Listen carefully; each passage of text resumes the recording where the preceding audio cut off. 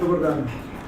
Najprej med nami zelo lepo pozdravljam spoštovanega deželnega glavarja Koroške, dr. Petra Kajzerja, ki je z mano sopredsedoval že 5. zasedanju skupnega odbora Slovenija-Koroška, v okviru katerega se, kot veste, srečujejo uradniki slovenske, državne in koroške deželne uprave za namenom, da tako krepimo medsebojno sodelovanje na različnih področjih in gre za sodelovanje na različnih področjih od, bi rekel, kulture, športa pa do energetike, gospodarstva, varnosti in drugih oblik sodelovanja. Skratka, gre za krepitev dobrih odnosov za zelo konkretnimi projekti.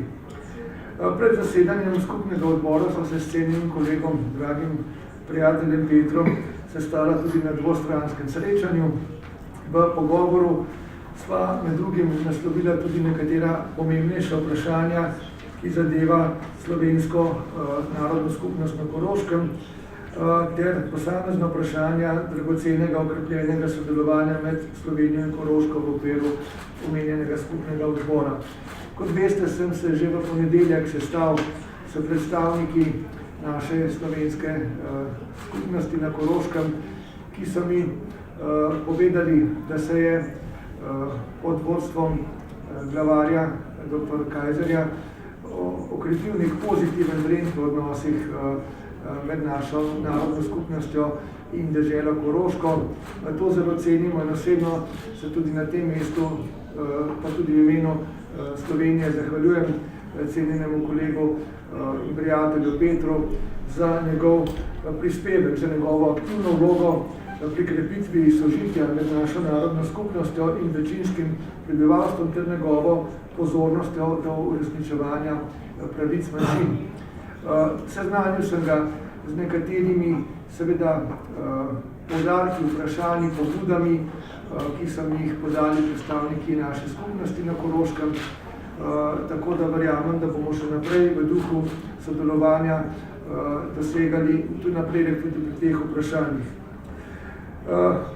V okviru skupnega odbora so nam predstavniki obeh strani, ki so bili povezani v 3 omizjih, poročali predvsem o področjih povezovanja prostora, potem povezovanja ljudi in pa o področjih gospodarstva, kulture, razvoja podeželja in številnih drugih podtemah, ki so seveda v teh okvirih zajete.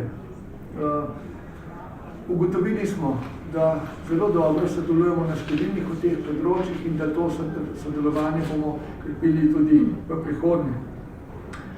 Najmogoče izpostavim odlično sodelovanje na področju varstva pred naravnimi nesrečami, pa prav tako na področju izobraževanja, kjer zelo dobro deluje mešana komisija na področju šolstva.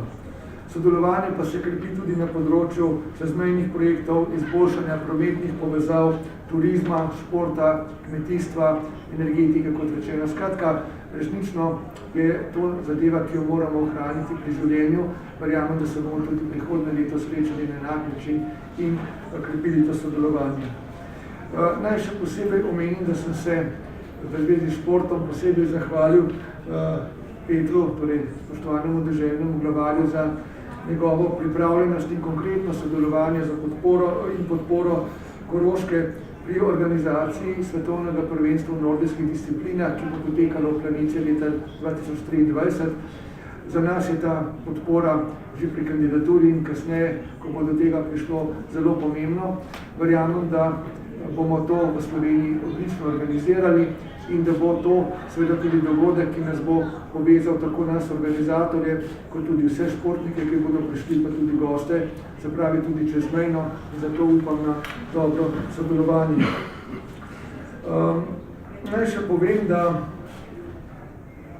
ne gre tukaj samo za sodelovanje med avstrijsko deželo Koroško in seveda Republiko Slovenijo, med našimi institucijami, ustanovami in ljudmi, pač pa gre na nek način tudi za nekakšno evropsko sodelovanje, kajti to sodelovanje poteka v duhu evropskih vrednot, to še posebej cenim, in poteka tako, da seveda za vsako nadaljno povezljivost oziroma povezanost na različnih področjih krepimo ne samo odnose med prijateljskima državama in seveda še posebej med Koroško in Slovenijo, ampak tudi izboljšujemo odnose v širši regiji, v Evropi nasploh, in to je tudi zagotovo eden od ciljev, da torej skupno naredimo več za Avstrijo, Slovenijo, Koroško, Slovenijo, za tudi našo narodno skupnost tam in za Evropsko unijo kot celoto.